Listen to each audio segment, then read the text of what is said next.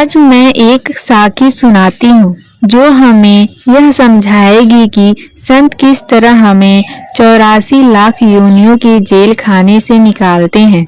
संगत जी, गांव छोटा था पर दिलों की दुनिया बहुत बड़ी थी।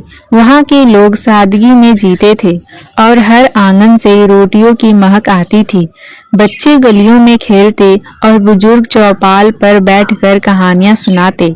लेकिन उसी गांव के कोने में एक पुराना जेल खाना था जिसकी ऊंची दीवारें मानो आसमान को छूती थी, पर उनके भीतर कैदियों के दिल बहुत छोटे और उदास थे। दिन निकलता तो दीवारों पर धूप सरकती, शाम ढलती तो सन्नाटा उतर आता। कैदी दीवारों के भीतर खुद में कैद थे, जैसे कोई चिड़िया अपने पंख होने के बावजूद उड़ना भूल गई हो।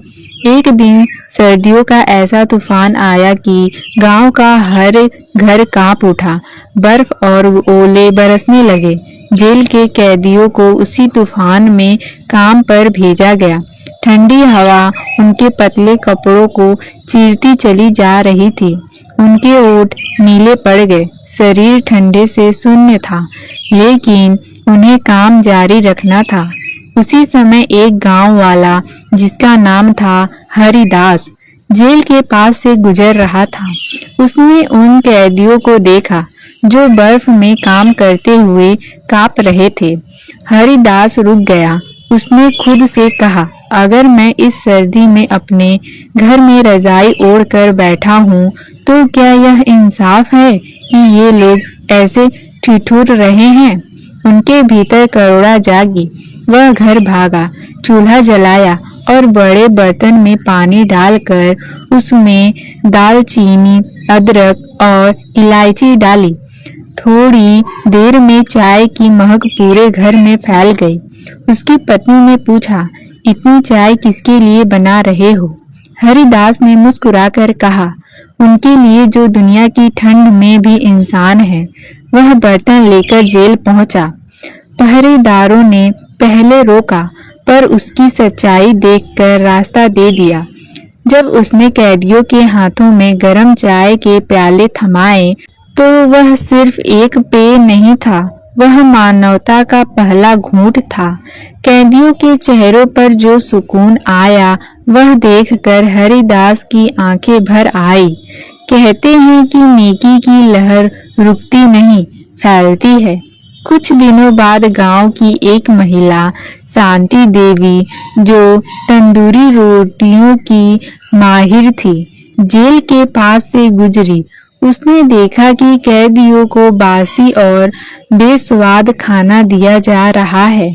उसने सोचा, जिसे हम अपने बच्चों को नहीं देते वह दूसरों को क्यों दे। उसने उस रात पूरे घर को चूल्हे की महक से भर दिया। आटे में प्यार मिलाया, मक्खन लगाया और दर्जनों गर्म रोटियां, मीठे लड्डू और नान बनाए। अगले दिन वह यह सब लेकर जेल पहुंची। जब कैदियों ने वह खाना खाया तो कुछ ने पहली बार मुस्कुराया। किसी ने कहा, बहन, ऐसा स्वाद तो वर्षों से भूल गए थे। शांति देवी की आंखों में खुशी के आंसू थे। उसने महसूस किया कि कभी-कभी एक रोटी भी आत्मा को छू लेती है। कुछ दिन और बीते। गांव के दर्जी रामू ने देखा कि कैदियों के कपड़े फटे और पुराने हैं। उसने कहा, अगर मेरे पास सुई और धागा है तो यह केवल पेट पालने के लिए नहीं, किसी के तन ढकने के लिए भी है। वह रात भर सिलाई करता रहा, हर कपड़े में करुणा की एक सिलाई जोड़ते हुए। अगली सुबह जब कैदियों को नए कपड़े मिले तो वे आईने में नहीं, एक दूसरे के चेहरे में खुद को देखने लगे। उन्हें महसूस हुआ कि कोई अब उन्हें इंसान समझता है। धीरे धीरे सारा गांव इस नेक काम में जुड़ गया। कोई किताबें लाने लगा, कोई फलों की टोकरी, कोई बस उनसे बातें करने चला जाता।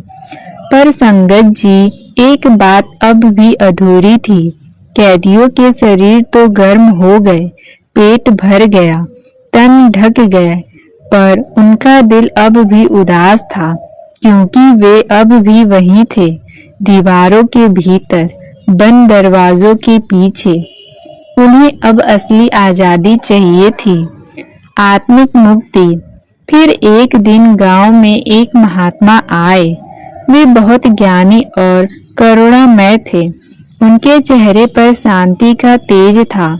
जब उन्होंने कैदियों की कहानी सुनी तो कहा, तुमने उन्हें रोटी दी, कपड़ा दिया, सुकून दिया, पर असली भलाई तब होगी जब उनके भीतर प्रकाश जलेगा। महात्मा रोज जेल जाने लगे। वे कैदियों के साथ बैठते, उनसे बातें करते। वह उन्हें कहते, बेटा, गलती तो हर मनुष्य से होती है, लेकिन सच्चा मनुष्य वही है जो अपनी गलती स्वीकार करे और उसे सुधारने की कोशिश करे। धीरे धीरे कैदियों के चेहरे बदलने लगे। किसी की आंखों में पछतावे की नमी थी, किसी के शब्दों में सच्चाई की झलक। अब वे अपने अतीत से भाग नहीं रहे थे, बल्कि बेहतर भविष्य की उम्मीद करने लगे थे। महात्मा ने यह सब देखा और फिर गांव से सरपंच और बुजुर्गों से कहा, इनके भीतर बदलाव आ चुका है। अब ये अपराधी नहीं रहे, बल्कि इंसान बन गए हैं। इन्हें एक और मौका मिलना चाहिए। सभी ने उनकी बात मानी और एक दिन महात्मा ने जेल के द्वार के पास जाकर कहा, आज ये दरवाजे सिर्फ लोहे के नहीं, तुम्हारे बंधनों के भी खुलेंगे। और इस तरह जेल का भारी दरवाजा खुला। कैदी धीरे धीरे बाहर निकले।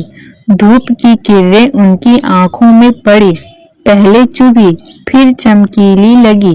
किसी ने सिर झुका लिया, किसी ने आसमान की ओर देखा। वे रो रहे थे, लेकिन उन आंसुओं में आजादी थी। महात्मा मुस्कुराए और बोले, बेटा, आज तुम सिर्फ जेल से नहीं, अपने अंधकार से भी मुक्त हुए हो। संगत जी, यही सच्चा परोपकार है। जब हम किसी के शरीर की ही नहीं, आत्मा की मदद करते हैं, जैसे गांव वालों ने कैदियों को खाना, कपड़ा और सुकून दिया, वैसे ही सतगुरु हमारी आत्मा को भोजन देते हैं। नाम का भोजन, सच्चे ज्ञान का भोजन। हम सब भी इस दुनिया के कैदी हैं। हमारे चारों ओर दीवारें हैं, लालच की, मोह की, क्रोध और अभिमान की। हमें जो चाहिए वह सिर्फ गर्म रोटी या सुंदर कपड़ा नहीं, हमें चाहिए मुक्ति की कुंजी, जो केवल सतगुरु ही दे सकते हैं। जब हम उनके बताए मार्ग पर चलने लगते हैं, जब हम नाम सिमरन में डूब जाते हैं, तो धीरे धीरे हमारे भीतर की दीवारें गिरने लगती हैं। फिर आत्मा उस खुले आसमान की तरह आजाद हो जाती है, जहाँ प्रेम ही प्रेम है और परमात्मा हर ओर उपस्थित है।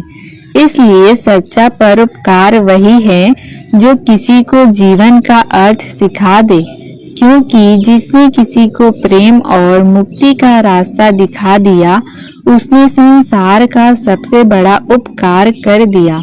संगत जी, यही तो असली परोपकार है। जब कोई संत महात्मा हमें इस जीवन का असली उद्देश्य समझा देते हैं, वे हमें केवल रोटी, कपड़ा या आश्रय नहीं देते, बल्कि आत्मा को नाम की अमूल्य दौलत देकर हमें उस परम शांति का मार्ग दिखा देते हैं, जहाँ कोई दुख, कोई भय, कोई कमी नहीं रहती। जिस क्षण संत महात्मा हमें नाम की दात देते हैं, वह क्षण हमारे जीवन का सबसे पवित्र पल होता है, क्योंकि उसी पल से आत्मा को वह अदृश्य सहारा मिल जाता है, जो जन्म मरण के भंवर से निकाल देता है। जैसे अंधेरी रात में दीपक जलता है और राह दिखाता है, वैसे ही नाम रूपी ज्योति हमारे भीतर जलती है और फिर आत्मा कभी भटकती नहीं। उसे मालूम हो जाती है कि उसका घर कहाँ है। इसलिए संत महात्मा हमारे सच्चे हितैषी होते हैं। वे न हमारे धन के इच्छुक हैं न यश के। वे तो केवल हमारी आत्मा को जगाने आए हैं, हमें यह याद दिलाने कि हम मिट्टी के शरीर नहीं बल्कि परमात्मा की अंश हैं। इसलिए संगत जी, जो नाम हमें सतगुरु के कर कलमों से मिलता है वह संसार का सबसे बड़ा उपहार है और वही सच्चा परोपकार है जो किसी भी दान, किसी भी सेवा से श्रेष्ठ है।